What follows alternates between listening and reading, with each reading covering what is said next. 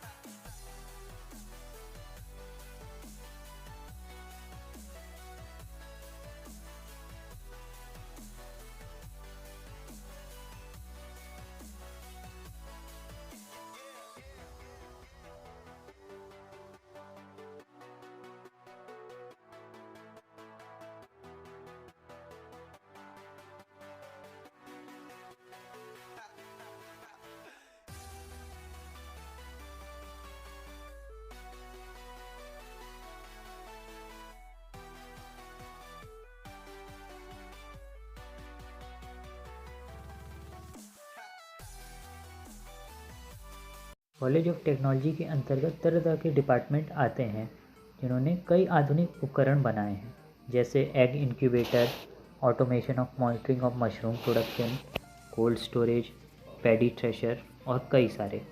आइए उनको देखते हैं।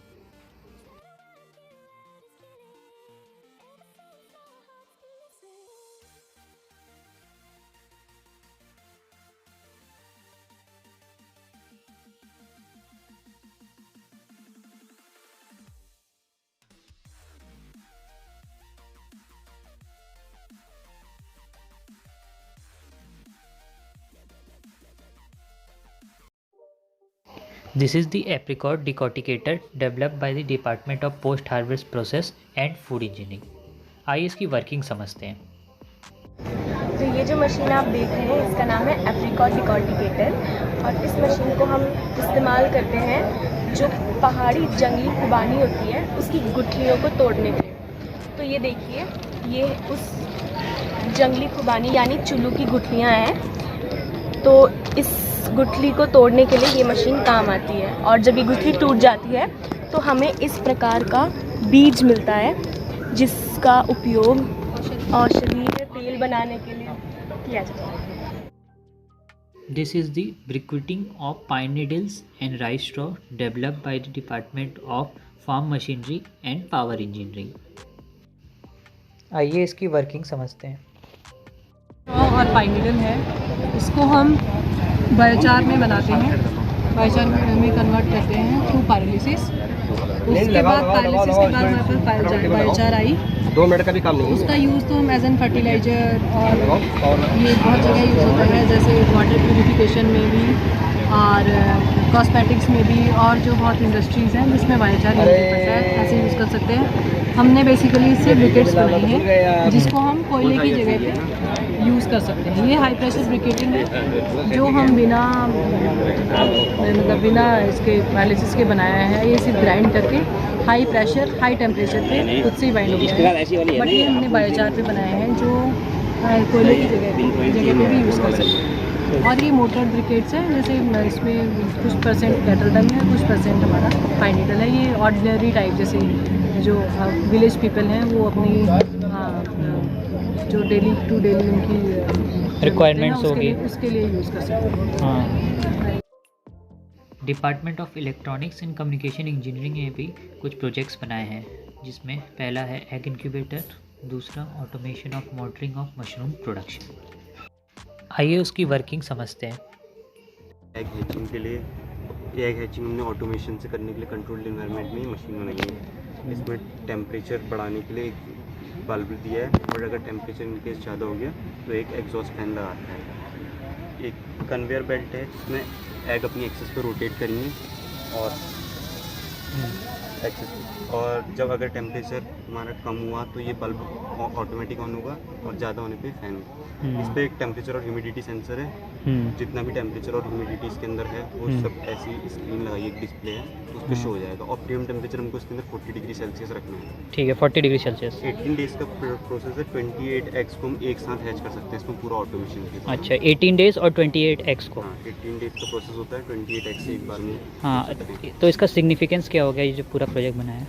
सिग्निफिकेंस सर इसका यही है कि ऑटोमेशन से हम वो सब चीज़ें कर रहे हैं, मैनुअली कुछ भी नहीं करना पड़ेगा। अच्छा, और रिलेटिव ह्यूमिडिटी और टेम्परेचर यूनिफॉर्म रहते हैं? रिलेटिव अगर इसकी जो भी चेंज होंगे, मतलब तो इसके अंदर फॉगर भी है ना। हाँ, फॉगर वो विंटर्स में मिस्ट का और उसका काम करेगा, उस चीज़ के लिए है। अगर वेरी करेगा तो, वरना तो ये, और टेम्परेचर अगर वेरी करेगा तो उसके लिए ये चीज़ें बल्ब और एग्जॉस्ट। ओके। उसको एक कंट्रोल एनवायरनमेंट में करने के लिए तो ये वाटर लेवल सेंसर है, ये CO2 को डिटेक्ट करने के लिए है, और ये ह्यूमिडिटी और टेम्परेचर के लिए है, ये वाला सेंसर। ठीक। तो उसमें, और ये सब, और जब अगर ज़्यादा टेम्परेचर हो जाए तो ये सब यहाँ पे फ़ैन लगा हुआ है, और जो भी टेम्परेचर और ये सब है वो यहाँ पे डिस्प्ले हो जाएगा। ठीक है। अकॉर्डिंग हम लोग करेंगे। एंड स्टिल अगर वही सेम चीज़, अगर फॉगर्स लगे हुए हैं, अगर इन केस कुछ ऊपर नीचे हो जाता है तो फॉगर्स मिस्ट का काम करता है। ओके, फॉगर्स तो लेकिन विंटर सीजन्स में यूज़ होंगे जनरली। तो ये ऑटोमेटिक है, मतलब सेंसर्स यहाँ पे डिस्प्ले है सेंसर का, जो भी डाटा है। ओके।